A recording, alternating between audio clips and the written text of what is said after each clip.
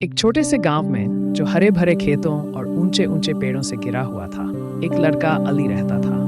वह सिर्फ 10 साल का था, लेकिन उसका दिल बहुत प्यार से भरा हुआ था।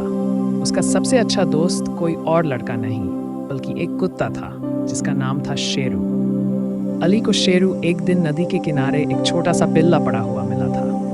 वह कमजोर, थका हुआ और अकेला था। अली ने उसे घर ले आने का निर्णय लिया और दोनों एक दूसरे के बिना नहीं रह सकते थे।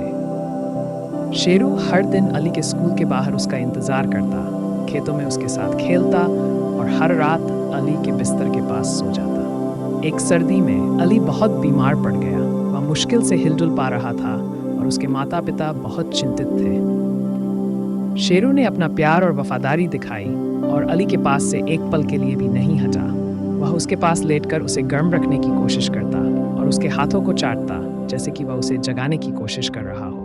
गांव वाले शेरू के प्यार और वफादारी को देख रहे थे। एक रात अली का बुखार बहुत बढ़ गया और उसके माता पिता डॉक्टर को बुलाने गए। जब वे गए थे, शेरू गांव के मंदिर की ओर दौड़ पड़ा, जोर जोर से भौंकते हुए। पुजारी और कुछ गांव वाले शेरू के पीछे पीछे अली के घर तक पहुंचे।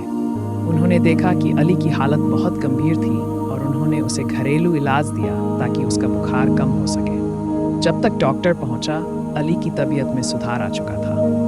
कुछ दिनों बाद जब अली उठकर शेरू को गले लगाया, तो शेरू की पूंछ इतनी तेजी से हिलने लगी जैसे वह नाच रहा हो। उस दिन के बाद अली और शेरू का बंधन और भी मजबूत हो गया। सालों बाद अली जवान हो गया, लेकिन शेरू हमेशा उसका सबसे अच्छा दोस्त रहा।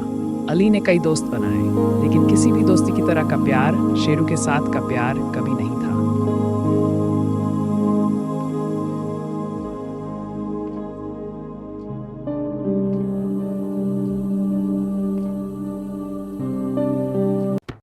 Subscribe!